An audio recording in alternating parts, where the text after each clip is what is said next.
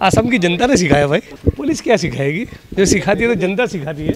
बताइए बताइए क्या है? उस बार आए थे, पुलिस लेके आई थी। हाँ, तो जो भी न्यायिक प्रक्रिया है, जो भी कानूनी प्रक्रिया है, अदालत की जो भी कार्रवाई है, भारत का संविधान है, मैं उसका सम्मान करता हूँ। लॉ अबाइडिंग सिटीज़न हूँ और असम की कोर्ट में मेरी कल बारपेटा कोर्ट में पेशी है। तो जो भी कानूनी प्रक्रिया होगी मैं उसमें पार्टिसिपेट करूँगा, उसका हिस्सा बनूँगा। सरकार अपनी बात रखेगी, मैं अपनी बात रखूँगा। मेरा किसी से दुश्मनी नहीं है, न असम के मुख्यमंत्री से है, न असम की पुलिस से है, न असम की सरकार से है। मालूम नहीं उनको मुझसे इतना प्यार क्यों है, तो किस कारण के चलते ये केस हुए। लेकिन अच्छा है कि उस बहाने मुझे असम के हमारे जो भी साथी है उनसे, आपके जैसे मीडिया के दोस्तों को असम की जनता के मिलने का मौका मिलेगा। थोड़ा गुवाहाटी भी घूमूंगा, हुजो जैसी जगह पर भी जाना पसंद करूँगा और यहाँ कालू पीटी का भी खाऊंगा।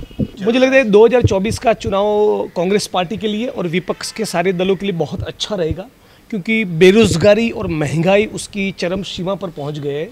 और जिस प्रकार से अर्बन यूथ की एक अपेक्षा थी मोदी जी से कि हर जगह पे एम्प्लॉयमेंट खड़े हो गए, स्मार्ट सिटीज़ खड़े हो गए, नई एम्प्लॉयमेंट की अपॉर्चुनिटीज़ देखने को मिलेगी, इंडिया का जीडीपी बहुत बूम करेगा, ऐसा कुछ भी निकल कर नहीं आया।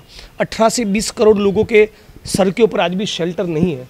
हज़ारों लाखों स्टूडेंट्स, विद्यार्थी आत्महत्या कर रहे, किसान आत्महत्या कर रहे, दलित हो, आदिवासी हो, महिला हो, माइनॉरिटीज़ हो, उनके ऊपर बहुत हमले बढ़ रहे, मॉब लिंचिंग हो रहे, पॉलिटिकली मेरी तरह लोगों को टारगेट किया जा रहा है। तो देश में परिस्थिति ठीक नहीं है और ये धीरे धीरे करके देश की जो आम जनता है, जो सामान्य लोग हैं, कॉमन सिटीजन है, वो सब समझने लगे हैं। और भारत जोड़ो यात्रा का भी बहुत ज़बरदस्त मैसेज गया। कर्नाटका के चुनाव का जो रिजल्ट आया उससे भी लोगों को, कांग्रेस पार्टी के कार्यकर्ताओं को, आम जनता को एक कॉन्फिडेंट मिला है। तो मुझे लगता है कि 2024 में कांग्रेस पार्टी और विपक्ष की भूमिका अच्छी रहेगी, अच्छा परफॉर्म कर पाएंगे और आने वाले दिनों में विपक्ष की जो यूनिटी है वो और भी बेहतर होगी। माइनॉरिटी कांग्रेस पार्टी की एक ही विचारधारा है, हिंदू, मुस्लिम, सिख, ईसाई, भारत माँ के 4 सिपाही। हम तो सबको साथ में लेकर चलते हैं। यही आसाम की भी संस्कृति है, यही हमारे देश की भी संस्कृति है। ये रविदास का देश है, नानक का देश है, कबीर का देश है, गौतम बुद्ध का देश है।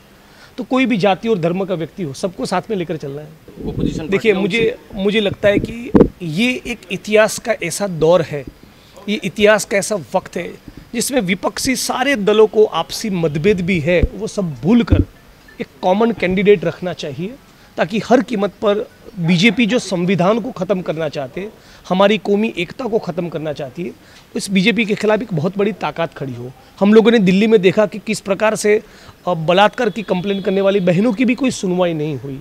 तो इस परिस्थिति में सारे विपक्ष के दल एक होकर एक जगह पे लड़े तो मुझे लगता है कि बहुत अच्छा परिणाम मिलेगा और हमारे संविधान को बचा पाएंगे। देखिए, मध्य प्रदेश हो, गुजरात हो, आसाम हो, देश का कोई भी कोना हो, दलित हो, मुस्लिम हो, आदिवासी हो, इस देश के हमारे भाई है। समाज के जो भी कमज़ोर गरीब लोग हैं उसका हाथ पकड़ना चाहिए। कोई विधायक का आदमी किसी के ऊपर पेशाब करे, इससे गंदगी, इससे शर्मनाक बात क्या हो सकती है।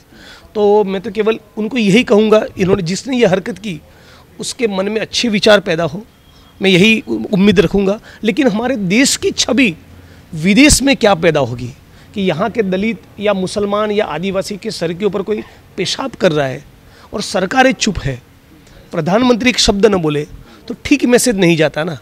तो सवाल देखिए वोट का नहीं, सवाल हमारे कल्चर का है, राइट। ऐसी हरकत करने से किसी को फ़ायदा हो, किसी को नुकसान हो, क्या ऐसी हरकत करनी चाहिए? क्या ये भारतीय संस्कृति हो सकती है? समाज का कोई गरीब आदिवासी है और कमज़ोर व्यक्ति है, कमज़ोर हो, सशक्त हो, किसी के सर के ऊपर इस प्रकार से पेशाब करना, ये तो बहुत ही ख़राब चीज़ है। ये भारतीय संस्कृति, हमारा कल्चर नहीं हो सकता। इसके लिए तो बाबा साहब अम्बेडकर ने संविधान नहीं लिखा, इसके लिए तो 23 साल की उम्र में भगत सिंह ने बलिदान नहीं दिया। तो ये हमारी संस्कृति कभी नहीं हो सकती। और हमारे प्रधानमंत्री हो और किसी भी स्टेट के मुख्यमंत्री हो, कोई भी पॉलिटिकल पार्टी हो, मीडिया हो, मेरे जैसे पॉलिटिशियन हो, हम सबका ये कर्तव्य है कि भारत की जो भी एकता है, हमारी जो संस्कृति है, मिलीजुली संस्कृति, उसका सम्मान करें और जो भी कमज़ोर है उसको अटैक करने के बजाय उसका हाथ पकड़े, उसको प्रोटेक्ट करना चाहिए। चैलेंज तो है और केवल आसाम नहीं, पूरे देश में चैलेंज है। लेकिन जिस प्रकार की परिस्थिति का निर्माण हुआ है और मुझे लगता है कि भारत जोड़ो यात्रा से एक जो संदेश गया, तो मुझे लगता है धीरे धीरे करके 24 के आने तक एक अच्छा यूनिटी बन पाएगा। मैं केवल आपको एड्रेस कर रहा हूँ इसलिए नहीं, मैं from the bottom of my heart I feel it. सचमुच एक अच्छा यूनिटी देखने को मिलेगा और विपक्ष की यूनिटी के साथ साथ विपक्ष के सारे लोग बैठकर एक नए भारत के निर्माण का ब्लूप्रिंट भी पेश करेंगे कि बीजेपी को हराने के बाद हम सत्ता पे आएंगे तो देश के लिए क्या करेंगे, उसका एक खाका भी और देश के सामने रखेंगे। तो I am positive about it. Possible है, सब कुछ पॉसिबल, उम्मीद पर दुनिया कायम है।